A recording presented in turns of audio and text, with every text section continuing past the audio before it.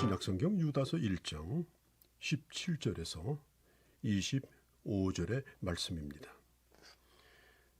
유다서는 예수님의 형제 유다가 기록한 편지입니다. 우리가 성경을 분류할 때 소선지서, 대선지서 이렇게 말하죠. 소선지서는 분량이 적은 것을 의미하고 대선지서는 분량이 큰 걸 의미합니다. 그러나 이것은 무게를 말하는 것이 아닙니다. 한 장의 편지일지라도 유다서는 성경에서 매우 중요한 위치를 차지하고 있는 성경입니다.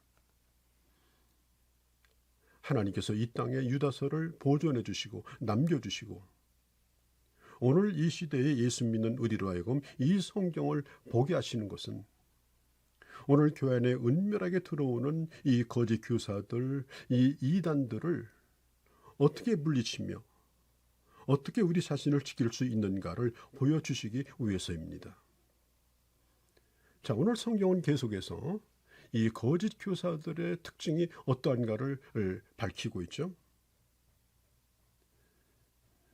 이 거짓 교사들은 가인의 길을 걸어갔고 또 발람의 길을 걸어갔고 패역한 고라의 자손의 길을 걸어갔고 그 다음에 이들은 애찬에 암쳐요 자기 몸만 기르는 목자요 무리 없이 천둥만 치는 그런 마른 구름이요 또 열매가 없는 죽은 나무요 그리고 무섭게 파도 치는 거품에 불과한 것이요 떠돌아다니는 궤도를 벗어난 별똥과 같은 자들이라고 말합니다. 자, 오늘 계속해서 17절에 예수 그리스도의 사도들이 미리 전한 말을 기억하라. 여러분, 사도가 누구입니까? 예수님의 제자들입니다. 성경의 기초는 예수 그리스도의 말씀을 직접 들은 제자들이 남긴 복음서인 것입니다. 그리고 그 복음 위에 오늘날 교회가 세워진 것입니다. 그리고 사도들이 고백한 고백을 우리는 신앙으로 고백합니다. 교회는 언제든지 기본적인 기초가 중요합니다. 교회는 하나님의 진리의 터요. 그리고 그 진리의 터 위에 세운 진리의 기둥이 바로 하나님의 교회라고 말하고 있습니다.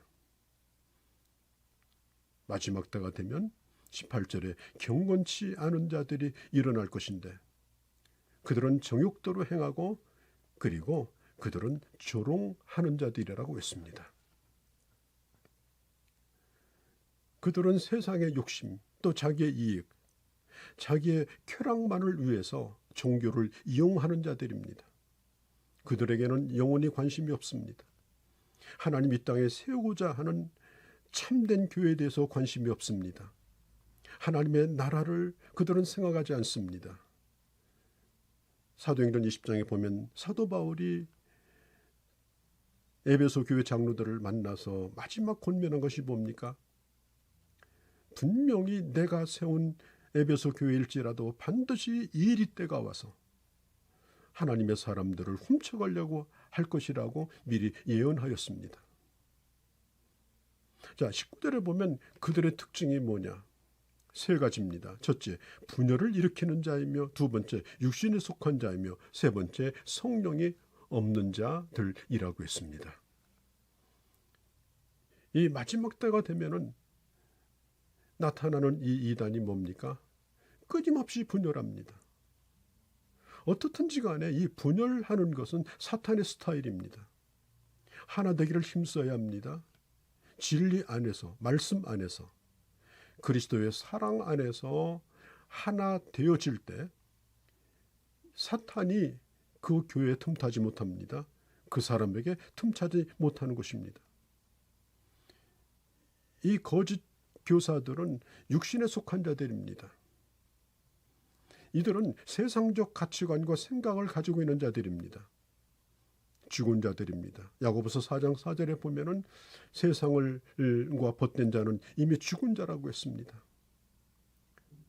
또 겉은 멀쩡하지만은 이들에게는 성령이 없기 때문에 무능력합니다. 이들이 하는 행동은 성령이 말하게 하시는 것이 아니고 성령이 하게 하는 행동이 아닌 것입니다.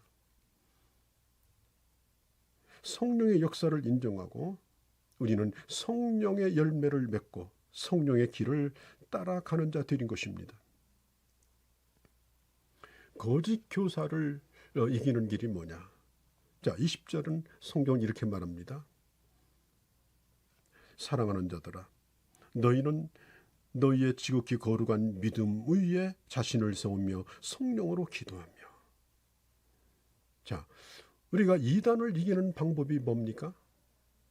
믿음 위에 다 자신을 세우는 것입니다. 세운다라고 하는 말은 건설하는 것입니다. 건설한다는 말은 점점점 층수가 올라가는 겁니다. 점점점 아름다워지는 겁니다. 마지막 완성품이 되는 것입니다. 우리의 신앙은 머물러 있으면 안 됩니다. 끊임없이 자라나야 되고 성장해야 됩니다. 그리고 갈수록 아름다워져야 됩니다. 그렇게 하는 원동력이 뭐냐? 20절에 성령으로 기도해야 됩니다. 에베소서 6장에 있는 것처럼 우리가 이단을 이기고 지혜로운 하나님의 사람이 되려고 하면 성령 안에서 무시로 깨어 기도해야 됩니다. 영적 전쟁은 이 기도라고 하는 무기가 없이는 안 됩니다. 로마서 8장 26절에 보면 하나님은 우리의 연약함을 도우십니다. 내가 기도할 때 빌 바를 알지 못할 때 힘든 가운데 기도한다 할지라도 하나님은 내게 힘을 더하셔서 기도하게 하시고 감당하게 하시고 승리케 하여 주시는 것입니다. 자, 21절의 말씀을 봅니다. 자신을 지키며 영생에 이르도록 이라고 말하고 있죠. 자, 우리가 이단을 이기는 방법은 자기 자신을 지키는 것입니다. 이것은 소극적인 것이죠. 소극적으로는 자기 자신을 지키는 것입니다. 그리고 지키는 정도가 아니라 이제는 승리해야 됩니다. 자기 자신을 세워 나가야 되는 것입니다. 그러나 우리가 이단이나 거짓 교사들 또 잘못된 곳에 빠진 자들을 바라볼 때 우리가 가지는 기본적인 생각은 22절 긍휼의 마음입니다. 자, 의심하는 자들을 긍휼히 여기라. 여러분 신앙생활을 잘 하다가 미혹에 빠져서 의심과 확신 사이를 끊임없이 돌아다니며 흔들리고 방황하는 그런 사람들이 있습니다. 이런 사람들은 분명히 넘어질 것입니다. 붙들어 주지 않으면 쓰러질 것입니다. 그러나 붙잡아주면 금세 일어나서 방향을 잡습니다. 그래서 흔들리는 의심의 사람들을 우리는 그냥 버리지 말고 따돌리지 말고 불쌍히 여기는 마음을 가져야 됩니다. 그러나 정말 조심할 게 있습니다. 23절에 그들을 구하려다가 나도 그들처럼 되지 않을까 하는 그런 두려움도 있어야 합니다. 불구덩이에 빠져 죽어가는 사람이 있다면 불구덩이에 뛰어들어야 됩니다. 그러나 불에 뛰어들었다가 나도 타 죽는 수가 있습니다. 어떤 사람을 전도하기 위해서 같이 술 먹고 죄 짓고 그리고 악한 짓을 할 수는 없는 것입니다. 그때는 복음과 세상이 구분이 없어지고 그 영혼을 결코 구원할 수 없습니다. 베드로전서 3장 15절에 소망에 관하여 묻는 자들에게 어떻게 합니까? 온유함과 두려움으로. 사랑하는 마음도 있어야 되지만은 내가 그 사람처럼 될까 봐 두려워하는 마음으로 내가 영적으로 깨어서 기도하는 가운데 주신 사명을 감당하는 것입니다. 스가랴서 3장 2절에 보면 불 속에서 끌어내 타다만 나무 조각과 같다 그랬습니다. 나무 조각과 같다. 누구를? 구원받은 이스라엘의 상황을. 자, 오늘 우리가 살고 있는 이 세상은 불타는 세상입니다. 오늘 성경은 바랍니다. 23절에 불에서 끌어내어 구원하라. 이것은 바로 전도입니다.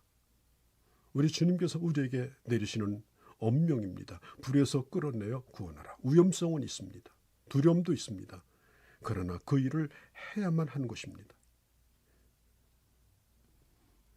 24절의 말씀, 능히 너희를 뽑아서 거침없게 하시고 너희로 그 영광 앞에 흠이 없이 기쁘게 서게 하실 이 예수 그리스도의 은혜가 너희에게 넘치기를 바란다라고 말하죠. 하나님께서 맡겨준 사명을 이 마지막 시대에 감당하려고 할 때 하나님은 우리로 거침없는 담대함을 주시고 이 복음을 전하게 하십니다. 이런 은혜가 우리들 가운데 함께 하시기를 바랍니다.